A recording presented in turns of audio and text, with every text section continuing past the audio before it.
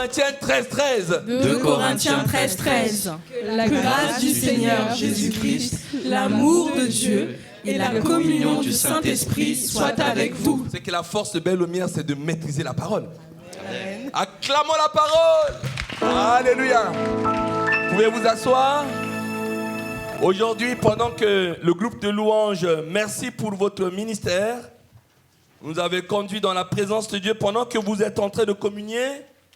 Vous savez, c'est un jour de fête lorsque une personne se tourne vers son Père. Tout ce que l'Église, nous ne cesserons jamais de le répéter, peut faire comme activité sur cette terre, c'est pour amener un homme à réaliser qu'il doit se tourner vers son Dieu, choisir la vie et non la mort, le chemin de la vie. Alors c'est un jour de fête pour nous et l'Église. À l'habitude, le pasteur Daniel le rappellera tout à l'heure pendant les annonces. Chaque fois qu'il y a baptême, vous ne pouvez pas sortir comme ça. Voilà, il y a des gâteaux, il y a des breuvages. Vous les prenez, Covid exige, vous mangerez dès votre sortie ou dans votre voiture ou chez vous, mais prière de tout prendre. Et il y a une double fête. Il y a... Oui. Oui. Oui, tu as bien fait. Donc, il y a une double fête avec l'anniversaire de Christian. Alors, sa gentille, charmante épouse, Maria, ce n'est pas la première fois, eh bien, offre également un gâteau fait avec amour. Vous en prenez une part avant de partir également. Et ce n'est pas un hasard, parce que, vous voyez, 2 Corinthiens 13, vous allez sortir également avec 3 cadeaux spirituels. Tu n'es pas venu au hasard. Que la grâce du Seigneur Jésus-Christ, l'amour de Dieu, la communion du Saint-Esprit soit avec toi. Alors, si c'est avec toi, il faut que tu reçoives. Et tu sors de ce culte, un petit enfant dit, mais qu'est-ce que tu allais faire au culte? Je suis allé louer, adorer, et je suis sorti avec des cadeaux matériels, des gâteaux, des breuvages, mais je suis sorti avec 3 cadeaux spirituels. C'est parti. Nous attaquons avec la grâce du Seigneur Jésus-Christ et nous allons retenir 3 choses. Vous voyez, ma sœur Claudie, elle a reçu depuis des années de faire un ministère auprès des prisonniers. Samedi encore, Dieu voulant, sur sa demande, j'irai apporter la parole aux prisonniers à Oli. Vous pensez que quel est le mot dont rêve un prisonnier? Privé de liberté. C'est quoi? C'est le mot grâce. Merci Jérémie. Merci, tu peux t'asseoir. C'est le mot grâce. Parce que le président de la République, constitutionnellement, voyez, c'est le mot, un des mots les plus longs en français. Hein? Si on met anticonstitutionnellement, alors vous allez chercher un mot qui est plus long, c'est difficile pour vous de trouver, mais je ferme la parenthèse. Constitutionnellement, a le droit de grâce. Ça veut dire que je tue quelqu'un. J'ai tué quelqu'un. J'ai tué des quelqu'un. Et puis, on m'enferme 40 ans à perpétuité ou à vie, puisque la peine de mort n'existe plus dans notre pays. Il dit, Pasteur José Binois, vous allez être condamné jusqu'à ce que vous mourrez physiquement en prison. Mais j'ai une petite fenêtre de chance encore. C'est-à-dire que M. Macron, sur la demande de mon avocat, qui va introduire une demande de grâce, va dire, je signe la grâce, et Josué, qui a tué plusieurs personnes, va sortir. Il a été condamné. Il a bénéficié d'un droit de grâce. Vous voyez? Ce qui est valable sur la terre, les enseignements de Jésus sont les enseignements tellement abyssaux, profonds, mais il prend les images simples de cette terre pour expliquer les vérités profondes. à partir d'une simple explication juridique, législative, constitution, tu vois la portée de la grâce. Et au lieu de nous focaliser sur ceux qui sont encore en prison à Oni, je t'informe, si jamais tu ne le sais pas, que toi aussi, tu es privé de quelque chose de beaucoup plus profond que la prison. Tu es privé de la gloire de Dieu. Romains 3, 23, car tous ont péché et sont privés de la gloire de Dieu. Tous, depuis Adam et Ève, tous sont privés. Nous allons tout droit, tous ceux qui sont nés d'Adam, nous allons tout droit dans le royaume des ténèbres et vivre éternellement là-bas. Et c'est cela que Paul, vous savez, à partir d'une salutation, on va le voir tout à l'heure, les salutations sont très, très abyssales, très profondes. C'est tout un enseignement à partir du shalom. Quand quelqu'un te dit shalom en hébreu, il te communique la paix. Il n'y a pas que le bonjour. Il te communique la paix dans ton esprit, dans ton âme, dans ton corps. Et quand il dit, 2 Corinthiens 13, que la grâce du Seigneur Jésus-Christ soit avec toi, il faut un minimum de 5 ans pour tout enseigner sur la grâce. Ce n'est pas en 2 secondes comme nous l'avions en prédication. Mais j'essaye de te donner l'eau à la bouche pour voir que ce sont des vérités profondes. Nous étions tous en péché, tous, nés de femmes. Et nous sommes privés. Et Paul va dire que la grâce du Seigneur Jésus-Christ soit avec nous, c'est pour cela. Deuxième verset, parce que j'en citerai que 3, je vais insister sur la communion, mais là, juste 3 versets. Deuxième verset, quand ma sœur, Madame Audrey Yapi, ex-binois,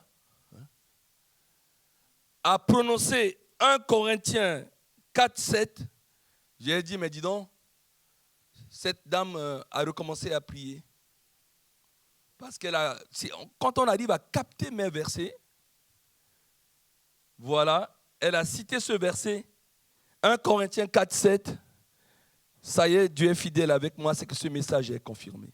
Comme vous le savez, lorsque je prépare un message, dans la louange, quelque part, dans la prophétie, quelqu'un arriverait toujours à dire un de mes versets. C'est un contrat que j'ai avec Dieu, je ne cherche pas à comprendre. C'est comme ça. Et elle a même dit, car qu'est-ce qui te distingue?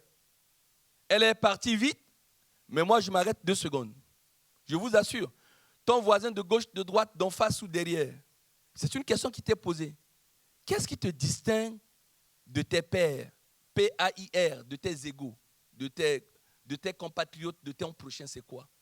Il faut que nous répondions. Ça y est, c'est parti là. Qu'est-ce qui te distingue? Tu vas dire, mais quelle question le pasteur me pose? Ce qui me distingue de ma sœur, c'est que je suis marié. Elle est célibataire. Et puis quelqu'un va dire, mais ce qui me distingue de mon frère, c'est que je suis PDG. Lui, il est chômeur. Et un autre va dire, mais ce qui me distingue, c'est que je suis, comme on dit trivialement, une petite bombasse. Si tu n'as pas compris ça, je vais parler comme les jeunes. Je suis Jennifer Lopez. Je suis très belle. Voilà. Et elle est très moche. Etc., etc. Alors on se gargarise comme ça, on se compare. Parfois intérieurement, je ne suis pas n'importe qui. Hein. Tu me connais? Est-ce que tu me connais? C'est ça la question. Et l'apôtre Paul dit, qu'as-tu que tu n'aies reçu? Et il essaie de répondre en disant, et si tu l'as reçu, pourquoi te glorifies-tu comme si tu ne l'avais pas reçu? Je m'en vais te dire que si tu es marié, par exemple, ce n'est pas parce que tu es plus belle, tu es plus cuisinière, tu es plus gentille, tu es plus douce, tu es plus charmante. Si tu es marié, ce n'est pas parce que tu es plus beau, plus intelligent, plus ceci ou plus avenant, etc., ou plus viril. Comme il y a cet adage que les hommes n'aiment pas, il faut rappeler toujours aux hommes que derrière un homme capable, il y a un autre plus capable. Ça va les calmer. Il y a d'abord ça. Qu'est-ce qui te distingue de ton frère ou de ta sœur? C'est quoi? Et Paul dit, tout est grâce. Il n'y a rien que tu n'aies reçu qui n'est pas de grâce. Si tu te maries, si tu es PDG, etc., mais c'est une grâce de Dieu. Alors, pour des gens qui veulent toujours discuter quand des pasteurs prêchent, je vais vous sortir un verset beton. Et quand on va sortir ce verset, ça va te taire tout de suite. Et ça nous permettra d'aller très vite. Clioni, Proverbe chapitre 30, verset 21. Pouf! Qu'on connaisse ce verset. Proverbe 30, 21. Waouh! Ça, c'est pour les gens qui se comparent. Ah là là! Salomon dit, il y a 3 choses qui font trembler la terre. Il y en a 4 que la terre ne peut supporter. 3, on ne va pas au 22 encore, on met l'eau à la bouche. Il y a 3 choses qui font trembler la terre. Et il y en a 4 que la terre ne peut pas supporter. C'est quoi? 22. Un esclave qui vient à régner. Quelqu'un qui est esclave et qui va être élu président. Vous négligez Zemmour, il peut être président. Hein? Vous pouvez dire ce que vous voulez. Moi, ma Bible me le dit. L'élévation ne vient ni de l'Orient, ni de l'Occident, ni du désert, mais c'est Dieu qui élève. Moi, je suis un prédicateur de la parole. N'importe qui peut être président. Un esclave, n'importe qui. Même quelqu'un qui n'a pas un nom français comme Zemmour, il sera président. Si Dieu le veut. C'est comme cela. Un esclave qui vient à régner. Un insensé qui est rassasié de pain. Rappelez-vous, les 4 lépreux. Ils étaient rassasiés. Hein? Pendant la famine où une femme a mangé l'enfant de l'autre. C'était d'abord, pendant que les gens mouraient de faim, on est obligé de manger même le bébé d'un autre. C'était des lépreux méprisés qui étaient en quarantaine, qui étaient rassasiés. Et c'est eux qui sont venus appeler les autres à la bonbonce. Attention. 23. Une femme dédaignée qui se marie. Ça, je disais qu'il y avait un adage que les hommes n'aiment pas, ça les femmes n'aiment pas. Toi qui te glorifies, moi je suis marié. Et puis les autres ne sont pas mariés. Tu ne veux même pas prier pour les célibataires. Tu penses être belle, gentille, etc. Tu sais que tu peux même être marié alors que tu es une femme vilaine, dédaignée et tout. Mais c'est Dieu qui te fait grâce. Simplement. Qu'est-ce qui énerve nous les pasteurs? Parfois tu vois une sœur qui vient te dire, mais pasteur, je ne sais pas, je suis belle, je suis intelligente, je suis sage, je sers Dieu et je suis invisible. Les hommes ne me calculent même pas. Je dis, ma sœur, il faut croître dans la grâce. L'enseignement sur la grâce, ah là là, on ne sait pas comment enseigner ça. Mais c'est ça, hein? Une femme dédaignée qui se marie. Alors le mariage n'est pas réservé à des petites bombasses. Le mariage n'est pas réservé à des Jennifer Lopez. Le mariage, c'est quelque chose qu'on n'explique pas. Qu'est-ce qui fait qu'un homme va aller vers une femme qui a un caractère détestable, un caractère imbuvable, insolent? L'homme dit, je veux me marier avec. Aïe, les hommes. Et mes chrétiennes qui sont là, qui sont sages, etc. Et tout, je prie nuit et jour, je jeûne, genoux à terre, genoux flexion et tout ça, les hommes ne les calculent pas. J'ai des questions à poser à Jésus. Et une servante qui hérite de sa maîtresse. Les enfants de la maîtresse deviennent malades. Mais maman, elle est riche comme Madame Bettencourt. Et elle a légué, elle a donné ses biens à sa servante. La vie est ainsi faite. Vous savez qu'aujourd'hui, quelqu'un, vous n'êtes même pas membre de sa famille. C'est comme ça que M. Le Pen est devenu riche. Hein? Voilà. Il a acheté son château à Nanterre. Il a hérité comme ça d'un ami. Attention, hein? Il y a 4 choses que la terre ne peut pas supporter. Alors, qu'as-tu? Est-ce que vous pouvez répéter? Tout est grâce. Tout est grâce. Et un autre verset, ça va être interactif ce matin. 1 Corinthiens 15, 10. Tout le monde doit répéter, je vous assure. 1 Corinthiens 15, 10. Je suis ce que je suis. par la grâce de Dieu. Amen. Acclamons la parole. Je m'en arrête là pour la grâce. Et avant d'aller sur l'amour de Dieu, je recevais depuis 4 heures du matin un esprit prophétique sur moi. Quand j'ai lu vraiment cette histoire qui me touche, pour moi, c'est l'histoire de 2 grandes grâces dans les évangiles. Quand on va vraiment dans Luc chapitre 1, qu'est-ce qui se passe? On a cité un couple. Le monsieur s'appelle Zacharie, la femme s'appelle Élisabeth. C'était des couples obéissants qui servaient Dieu et tout ça. Et Zacharie était sacrificateur. Il a prié, mais il n'a pas eu d'enfant parce que sa femme Élisabeth était stérile. Et puis un jour, comme c'était au tir au sort, il était planifié pour rendre le ministère. Il est rentré dans sa sacrificature. Et au moment où il est rentré dans sa sacrificature, il est rentré. Et il est écrit que quand il est rentré dans sa sacrificature, à côté de l'autel des parfums, s'est présenté un ange. Ah, il a eu peur.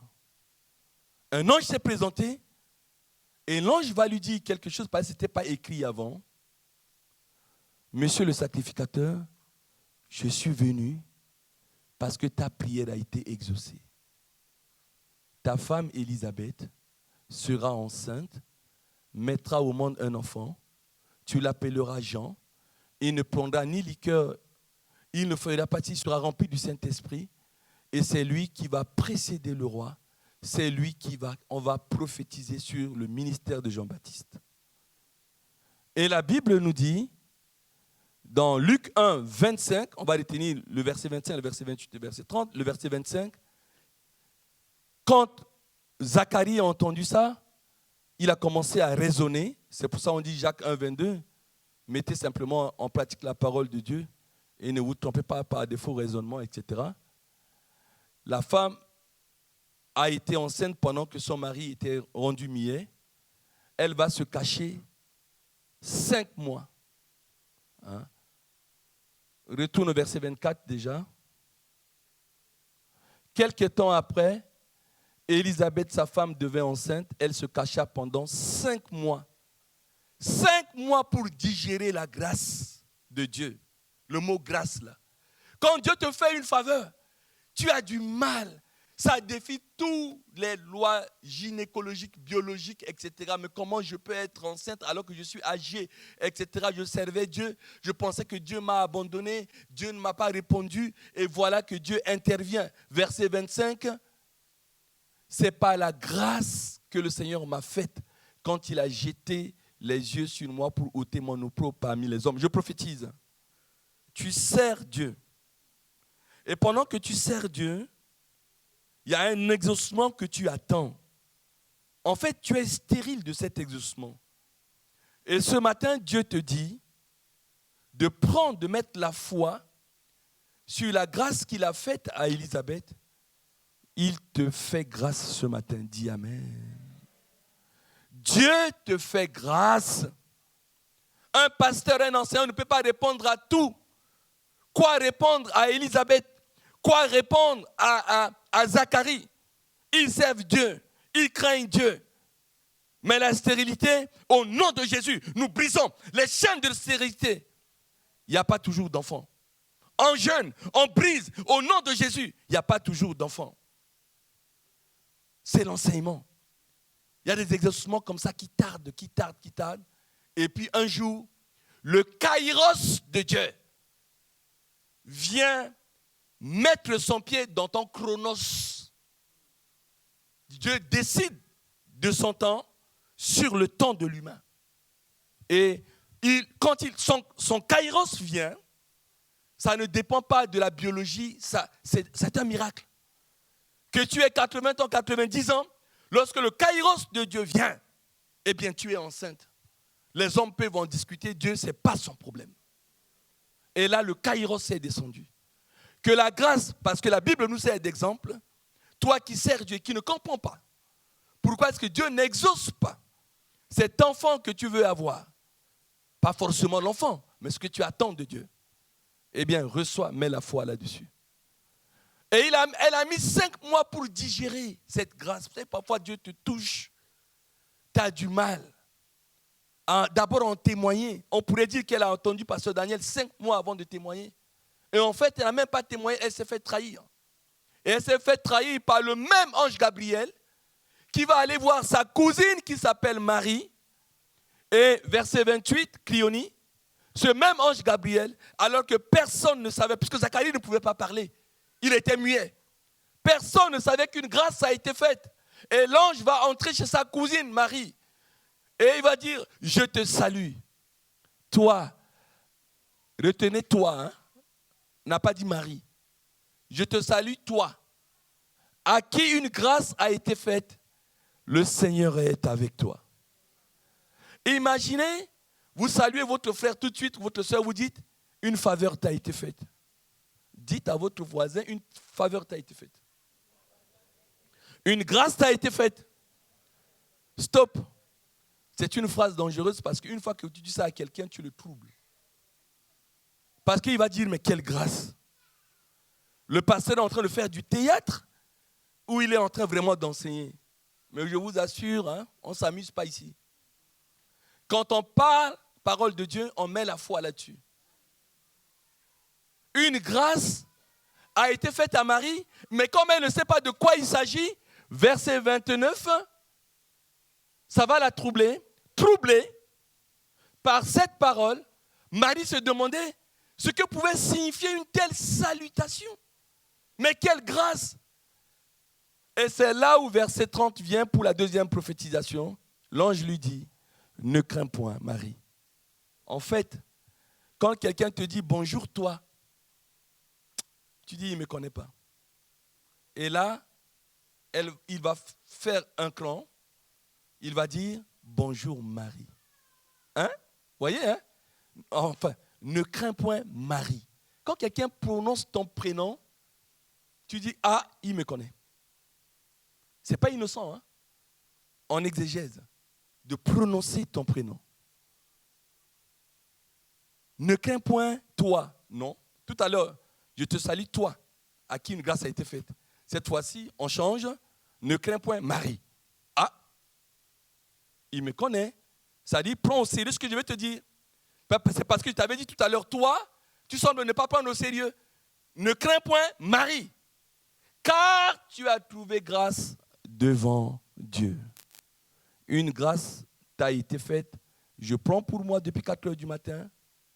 Et le reste, le Seigneur vous montrera c'est quoi. Parce qu'à partir du verset 31, c'est là où on a commencé à lui parler de Jésus. Pas avant. Avant, c'était une salutation. Avant, on lui annonce qu'une grâce a été faite.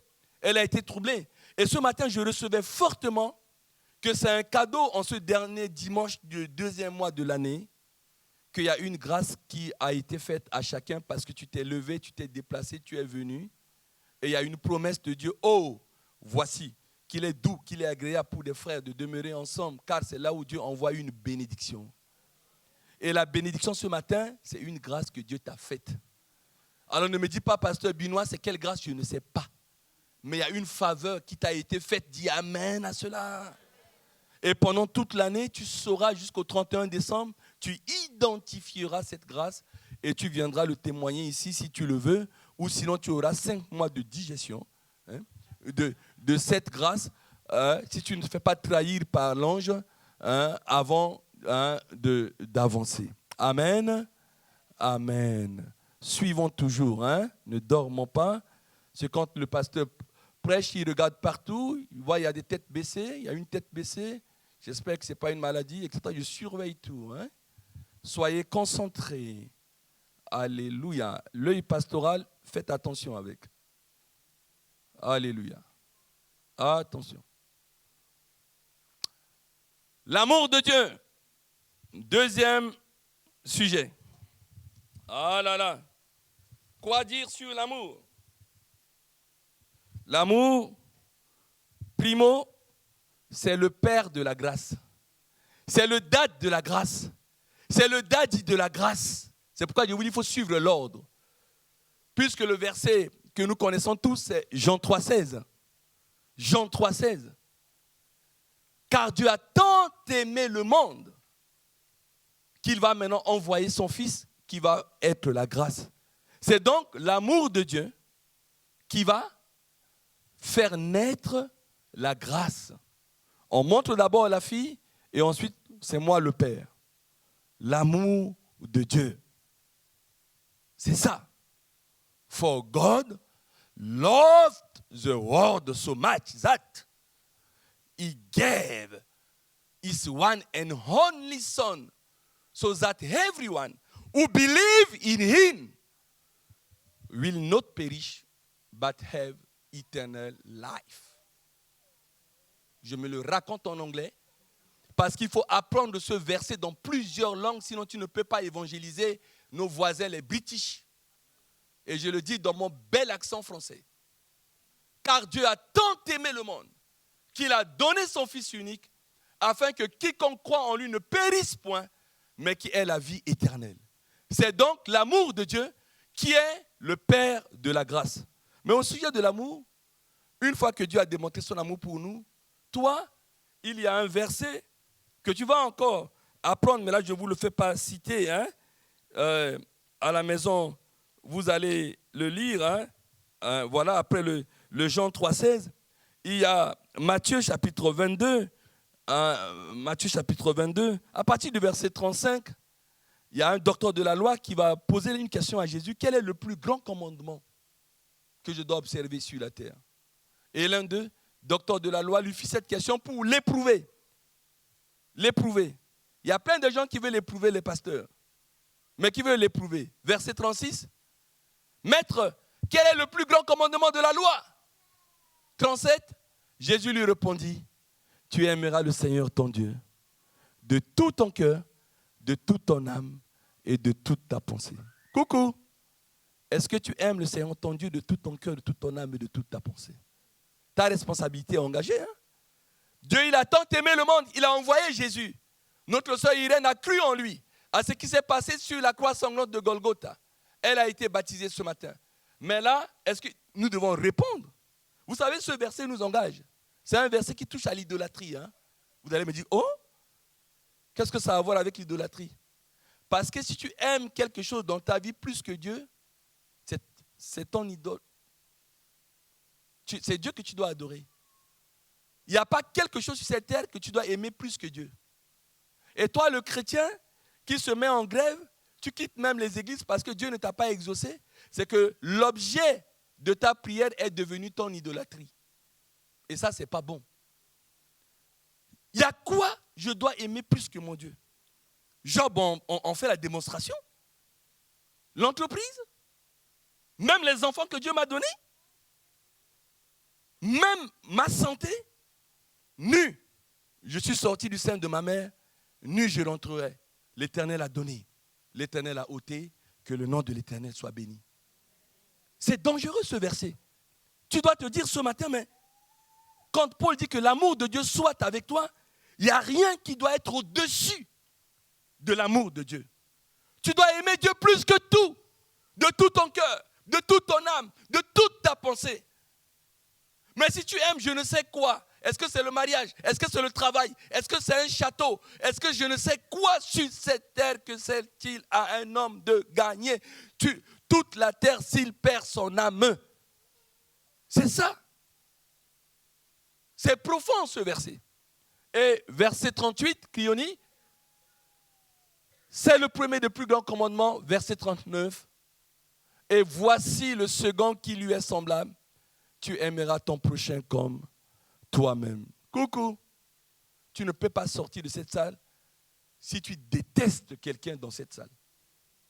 Ça ne marche pas. No passerana. Ça ne passe pas. Non. Tu ne peux pas aimer Dieu que tu ne vois pas, dit première épître de Jean, l'apôtre Jean. Si tu détestes quelqu'un dans toute l'île de France, dans toute la France ou je ne sais quel pays de ce monde, un chrétien doit avoir la haine dans son cœur, mais une seule haine. C'est la haine du péché. Même ton ennemi, tu dois lui donner de l'eau. C'est des versets que personnellement, je n'aime pas, mais c'est comme ça. il faut l'appliquer. Tu ne peux pas aimer Dieu que tu ne vas pas et détester ton frère. Tu as tout compris. L'amour de Dieu, il faut encore 100 ans pour l'enseigner. Mais là, je suis obligé de m'arrêter à ce niveau pour que tu comprennes la profondeur de ce que l'apôtre Paul veut nous dire. Point 3, dernier point. Et merci à la modératrice d'avoir modéré pour laisser ce temps à cet enseignement, parce que c'est tellement important. On lit la Bible comme ça, que la grâce du Seigneur Jésus-Christ, l'amour de Dieu, la communion du Saint-Esprit soit avec vous, point. Et on ne sait même pas ce que ça veut dire. Alors qu'il y a tout dedans. Il y a tout l'enseignement dedans. La communion du Saint-Esprit, je vais insister quelques secondes là-dessus. La communion du Saint-Esprit, c'est quoi pour nous ce matin? Déjà, la communion du Saint-Esprit, c'est déjà l'accomplissement d'une promesse. Jean 14, 16. On bosse bien ce matin, monsieur Koyabé, Krioni. Jean 14, 16. Et moi, je prierai le Père, et il vous donnera un autre consolateur, afin qu'il demeure éternellement avec vous. Explication de texte simple. Le Saint-Esprit n'est pas le consolateur, c'est un autre consolateur. Ça veut dire que Jésus lui-même est le premier consolateur. Qu'est-ce que c'est qu'un consolateur? Qu'est-ce que c'est qu'une consolation? Lorsqu'on connaît la définition d'un mot, on a au moins 80% de sa compréhension. La consolation, c'est un soulagement qu'on apporte face à une douleur, face à une peine. Et c'est ce que Jésus n'a cessé de faire. Tout son ministère a été un ministère de consolation. Face à ses amis Marthe, Marie, Lazare, il y avait une douleur de deuil. Elles ont perdu leur frère. Marie pleura. Marthe pleura. Jésus a apporté. Où vous l'aviez mis? Lui-même a versé les larmes. Vous l'aviez mis où? Ôtez la pierre. Lazare, sors! Et bien là, il a soulagé toute une famille. Il n'a fait que ça. Apporter un soulagement à la peine, à la douleur. Ésaïe 53 dit, c'est un homme qui est habitué à la douleur. Il est habitué à la souffrance. Et toi, tu n'es pas en communion avec le Saint-Esprit. Mais si tu n'es pas en communion avec le Saint-Esprit, c'est que tu n'as pas besoin de consolateur. Mais c'est une blague. Qui n'a pas besoin de consolation? Tu n'as pas de douleur? Tu n'as pas de peine dans ta vie? Nous avons tous besoin de la consolation du Saint-Esprit. Nous avons besoin de cette communion du Saint-Esprit. Et le premier avantage, c'est qu'il nous apporte la consolation. On parle beaucoup de délivrance, hein? Mais vous savez, la vraie délivrance qu'il faut apporter aux hommes que nous sommes, c'est d'être délivrés du masochisme. C'est quoi le masochisme? Ce n'est pas le synonyme de consolateur, c'est l'antinomie, c'est l'antonyme. C'est l'antonyme de la consolation.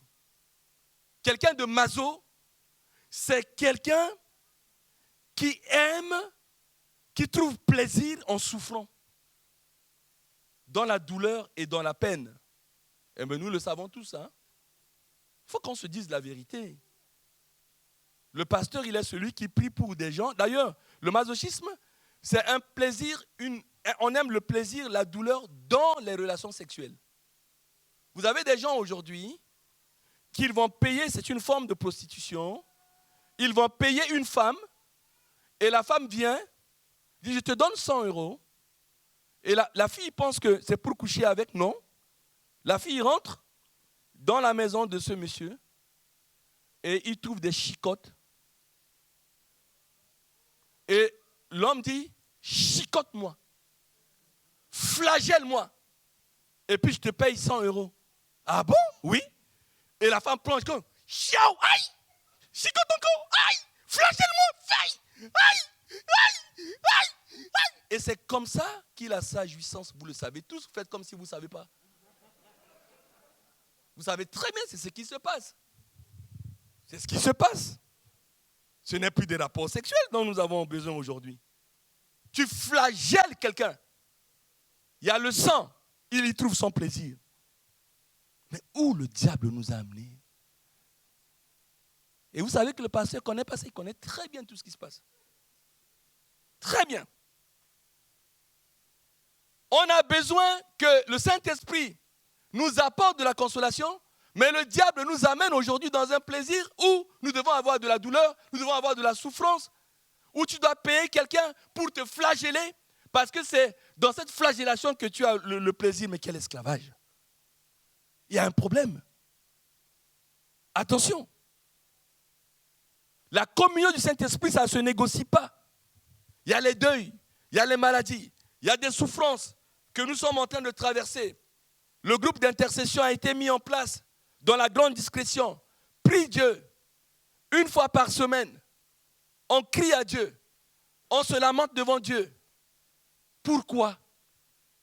Pour que Dieu console ses enfants. Apporte une délivrance, une consolation à chacun de ses enfants.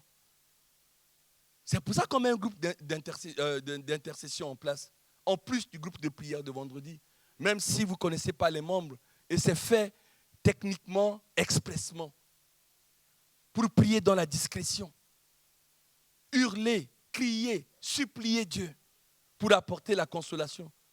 Mais c'est la communion du Saint-Esprit. Lorsque Paul dit que la communion du Saint-Esprit soit avec toi, c'est qu'il faut que la consolation soit avec toi. Deuxièmement, le mot communion, ça vient du grec koinonia, et c'est un mot qui est utilisé, qui désigne l'étroite relation entre deux personnes, et notamment au sein d'un couple. La Bible aime parler du couple, pourquoi? Mais parce que nous sommes belles-lumières. Nous sommes épouses de Christ. Aujourd'hui, si mon téléphone sonne, et que c'est maman Babette qui me téléphone, je n'ai pas besoin de dire, est-ce que c'est toi maman Babette? Non. Je reconnais la voix de ma femme reconnaît ma voix. Dès que le téléphone sonne, je dis simplement bonjour, comment vas-tu chérie? Ce serait grave si ton partenaire ou ta partenaire ne reconnaît pas ta voix. Le problème de l'église aujourd'hui, c'est ça, hein? Nous qui nous disons pasteurs là, est-ce que nous connaissons chacun de nos membres? Et toi qui te dis chrétien, tu es supposé avoir un pasteur qui te guide. Imaginez, je te téléphone, j'appelle mon ami Anthony pour lui dire bonjour. Il dit, allô, comment tu vas? Et Anthony dit, c'est qui? Et il dit, Anthony, comment ça va? Vous êtes qui, monsieur? Ça, c'est l'église aujourd'hui. Les pasteurs sont devenus des fonctionnaires, ils ne connaissent plus leurs chrétiens, font plus de suivi, ils viennent dimanche au culte, sont dans un grand fauteuil, ils donnent un sermon, après ils ne connaissent même pas le prénom des gens, ce n'est pas leur problème. Ils font un service, un point trait. Que nous revenons à la parole. Hein? Pasteur, c'est un berger, il doit connaître ses brebis, celui-là il est malade, celui-là il a une plaie, c'est ça ce qu'on appelle paie mes brebis, soigne mes brebis, pense-les. Et si un chrétien ne veut pas être suivi par un pasteur ou par son pasteur, il en prend la responsabilité. Mais en principe, dans une année, tu dois au moins voir ton pasteur, lui communiquer un sujet de prière, parler de toi, de ton nom, ton prénom, tes soucis. Et lui, avec les genoux flexion, il va prier pour toi. C'est cela, l'église selon le cœur de Dieu. C'est cela. Et koinonia, c'est cette communion, c'est ce mot grec qui explique ça. Cet amour entre un couple et la relation avec Dieu, c'est une relation de couple. Jésus est en train de préparer une place. Nous sommes sa fiancée et il va revenir pour les grandes épousailles. C'est cela. Ce n'est pas une autre image. Voilà. Le temps court, cette communion du Saint-Esprit donne aussi autre avantage que tu dois chercher la communion, la puissance. Vous savez, nos aînés dans la foi, Crioni, Actes chapitre 5, verset 15, l'église est née à la Pentecôte, les gens avaient une telle communion. avec le Saint-Esprit telle que, tu prends le cas de Pierre, il avait une communion avec le Saint-Esprit telle que on faisait sortir, pas de la prison, mais les malades de l'hôpital René Dubos de Pontoise, on les mettait sur la ruelle où Pierre devait passer. Et comme ça, l'ombre de Pierre, oui, mon ombre, simplement qui passait, qui couvrait les malades, eh bien les guérissait. Non mais s'il vous plaît, Pierre, il nous dépasse en quoi? C'est ça que Dieu veut. Si nous avons une communion avec le Saint-Esprit telle que notre ombre, on n'a pas besoin de dire au nom de Jésus. Où on va prendre les gens maintenant, les pivote par terre pour les guérir. Mais une communion du Saint-Esprit est telle qu'on les plaçait sur des lits, des couchettes, afin que lorsque Pierre passerait, son ombre au moins couvrit quelqu'un, quelqu'un d'eux. Pour comprendre ça, tu vas dire, mais il fait de la magie, mais tu n'as rien compris. Luc 1,35, ça va clore cette affaire. Luc 1,35. On retourne chez Marie là. Lorsque Marie était étonnée, contrairement à Zacharie, elle n'a pas douté. Elle a dit simplement, je suis vierge, mais comment cela arriverait, je n'ai pas encore connu d'homme. Elle n'a pas douté. Donc l'ange ne l'a pas rendue muette. Mais l'ange a vu qu'elle avait un cœur pur, elle posait simplement une question. Elle dit, une faveur m'a été faite, je serai enceinte, mais je ne connais pas d'homme. Je suis vierge. Et l'ange va lui dire, le Saint-Esprit viendra sur toi et la puissance du Très-Haut te couvrira de son ombre. Vous avez compris?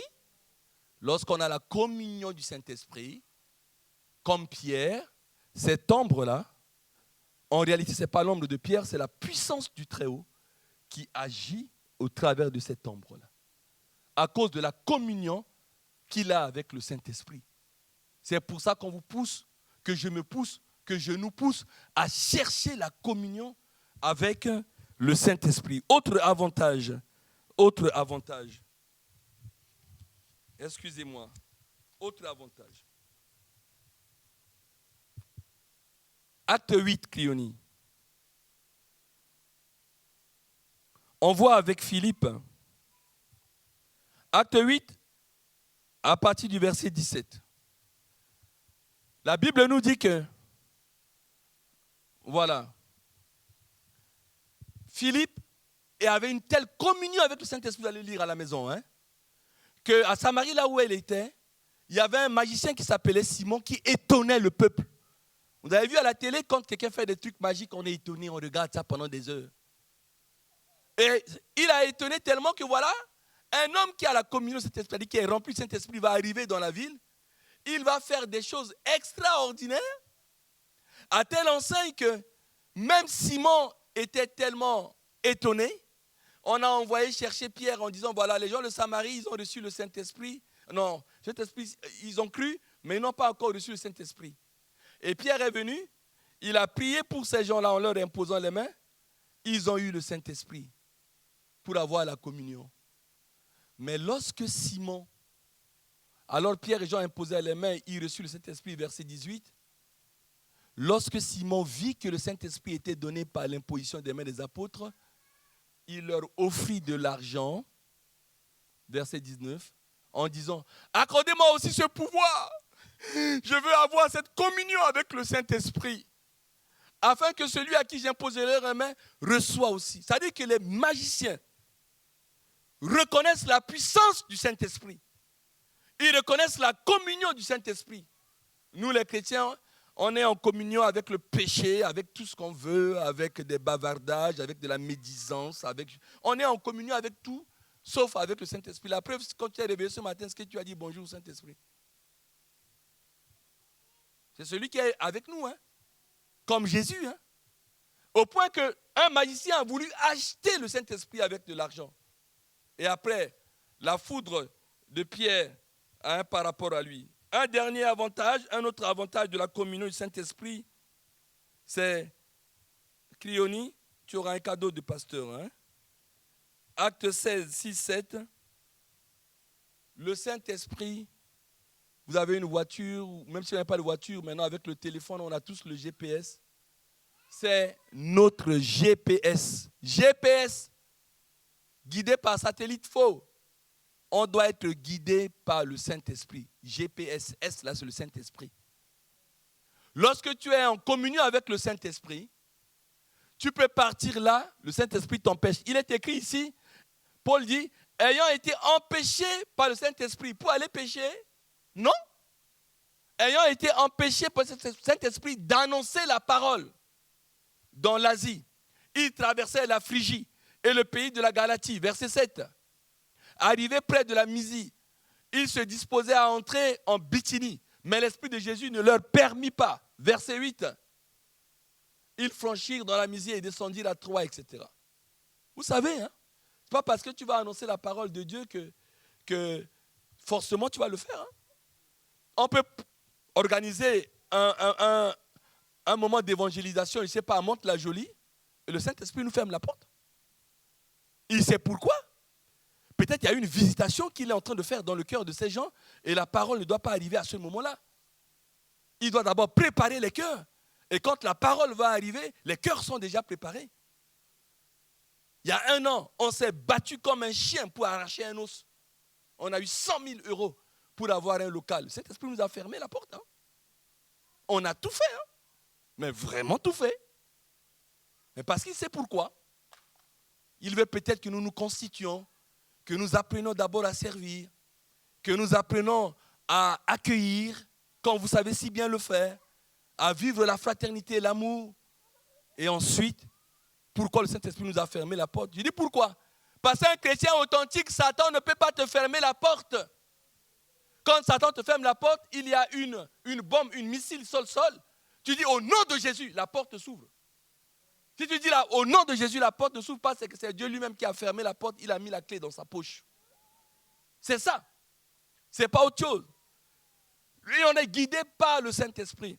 Dans la communion, nous donne la puissance de guérison par l'homme. La communion avec le Saint-Esprit nous donne un chrétien. Mais il dit demain je vais aller à Bordeaux, après il annule. Parce que cet esprit lui a dit non. Hein. Apprenons à travailler avec le Saint-Esprit. Alléluia. Dernier point, Matthieu 4, verset 1. Le problème de l'homme, c'est la tentation. Hein. Je vous assure. Ce n'est pas autre chose. Tentation dans la pensée, dans la parole et dans les actes. Et quelle que soit ton ancienneté dans la foi, tu seras toujours tenté. Hein? Mais lisez cette phrase, vous ne trouvez pas ça bizarre? Jésus fut emmené par l'Esprit dans le désert pour être tenté par le diable. Pourquoi? Pourquoi il a été emmené par l'Esprit? En réalité, le mot grec qui est utilisé pour le verbe tenter veut dire 2 choses en même temps. Veut dire déjà tester, vérifier la solidité, éprouver. Et puis le deuxième sens, c'est attiré par le mal. Vous savez qu'il y a eu un premier round dans le jardin d'Éden où l'homme a perdu le combat. Adam est venu. Dans le jardin d'Éden, Satan est venu. Alors que Dieu l'a mis gestionnaire sur toute la terre, le monde entier était sous la puissance, Genèse 1 et 2, d'Adam. C'était Adam qui devait diriger le monde. Or, maintenant, on lit, dans 1 Jean 5, 19, le monde entier est sous la puissance du malin. Mais c'est parce qu'il a remporté un round sur Adam là-bas. Et le deuxième Adam, Jésus-Christ, avec la communion du Saint-Esprit, c'est l'Esprit qui va amener Jésus maintenant après son baptême pour ce deuxième round avec Satan. Pour montrer à Satan que lui, le deuxième Adam, là, il va te terrasser. Et c'est comme ça que Jésus, il est écrit aussi. Il est écrit. Et Satan, tu dégages parce que tu adoreras ton Seigneur, toi, lui seul, pas toi. Et il a remporté le deuxième round. C'est pourquoi aujourd'hui, on peut vaincre la tentation. 1 Corinthiens 15 dit que nous ne serons jamais tentés au-delà de nos forces. C'est pourquoi le chrétien qui dit c'est plus fort que moi, c'est une excuse. C'est une excuse. Mais si c'est plus fort que toi, pourquoi tu dois demander pardon? Ce n'est pas de ta faute puisque c'est plus fort que toi. Or, Dieu a mis des limites à la tentation. Chaque fois qu'une tentation t'arrive, tu dois te dire, Dieu ne permet pas que je sois tenté au-delà de mes forces. Ça veut dire que je peux fuir cette tentation. Je dis bien fuir. Je dis bien fuir. Je ne te dis pas d'aller au rendez-vous, tu fouilles. Je ne te dis pas d'aller là, tu fouilles. Parce que si tu vas là-bas, tu vas tomber. Dieu a mis des limites. Des limites. Comme je le dis toujours, si Dieu sait que il y a une fille pauvre qui vient te séduire, tu dis non. Mais Dieu ne permettra jamais que tu rencontres la fille de Bill Gates. Parce qu'il va te donner des milliards, tu vas tomber. Donc tu ne la rencontreras jamais. Il a mis des limites. Mais tous ceux qui vont venir sur toi, si tu dis oui, ta responsabilité est engagée devant Dieu. Parce qu'il ne permet pas que tu sois tenté au-delà de ta force.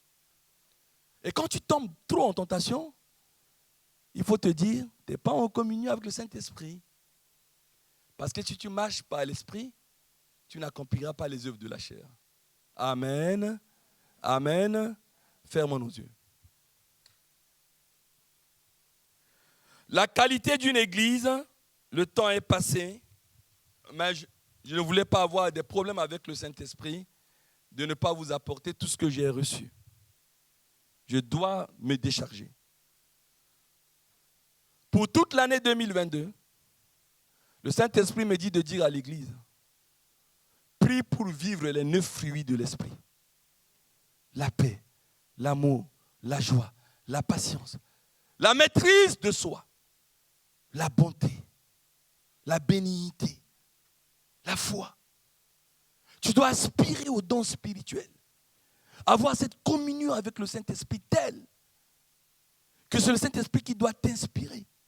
Tu dois être rempli du Saint-Esprit.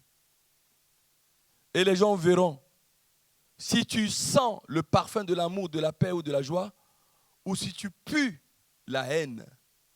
Est-ce que tu sens l'amour ou tu pues la haine? La qualité d'une église se juge par les fruits de l'esprit qu'on voit vivre en ses membres.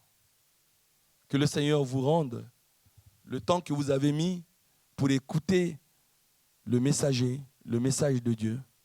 Mettez-y de la foi. Dieu ne parle pas pour nous juger.